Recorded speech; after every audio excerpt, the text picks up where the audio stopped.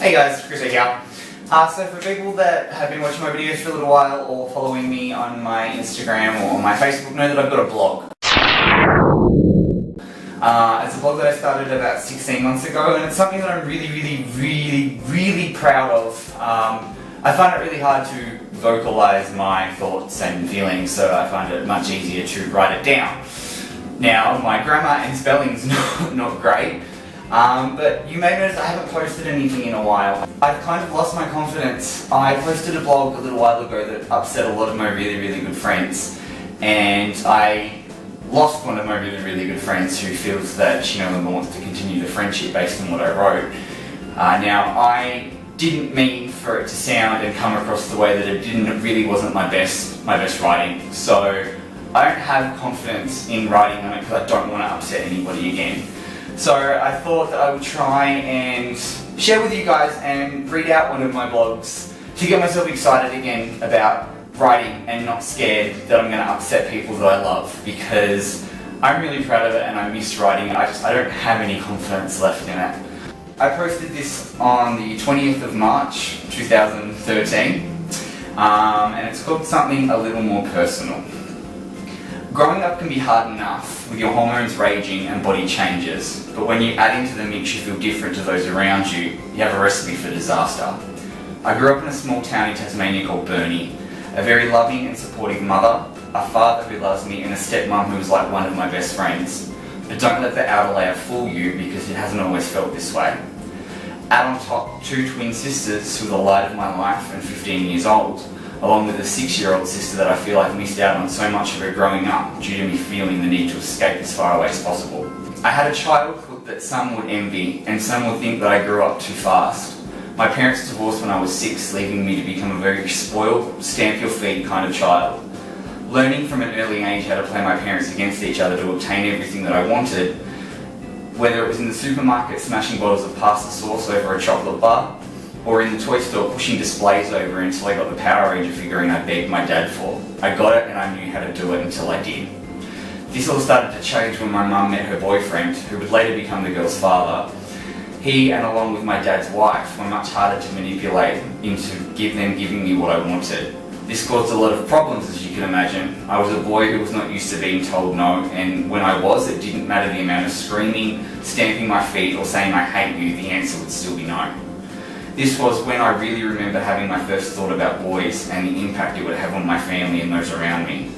When my sisters were born, I was 12 years old and really didn't have a lot of friends. I was chubby, didn't leave the house, and found it better to sit inside than be outside doing something. My mum was my best friend, and all I wanted to do was be the best big brother I could.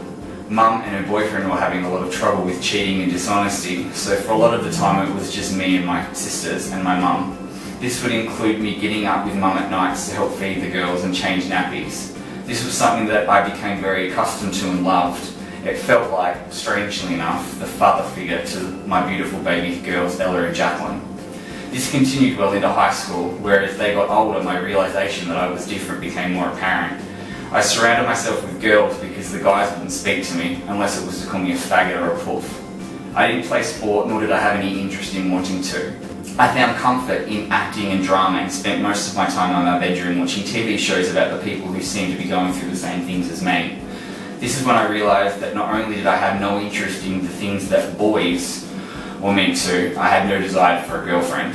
The words faggot and poof still haunt me to this day. The people calling me these names never stopped to think about the effects that it would have on me later in life. By the time I was 16... Oh, this is hard. By the time I was 16, my mum's boyfriend had committed suicide, leaving me and my mum to raise the girls by ourselves. Not only did mum have to work when she could, but she also had to worry about the girls and the effect not having their dad around would take on them. So I guess in this instance I did grow up a lot faster than most would hope. Not because I wanted to, but because I had no choice.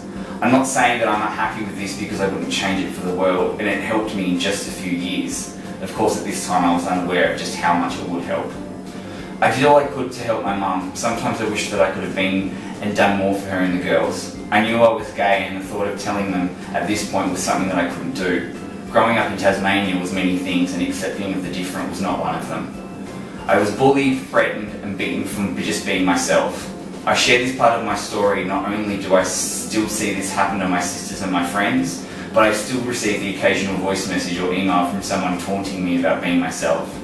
The reason that I'm writing this in 2 parts is because I need you all to know the backstory. I need you all to understand me. I need you to all understand where I've come from before you can see where I'm going. Writing is something that's a really big passion for me, and I hate that I've lost the spark because I don't want to upset anybody. Because I upset a lot of people, and it still makes me upset that I made my friends feel like that. But I'm hoping that doing something like this is going to get me excited again and writing, because I miss it, I really do. And I've written things, but I'm too scared to post because I don't want to upset anybody.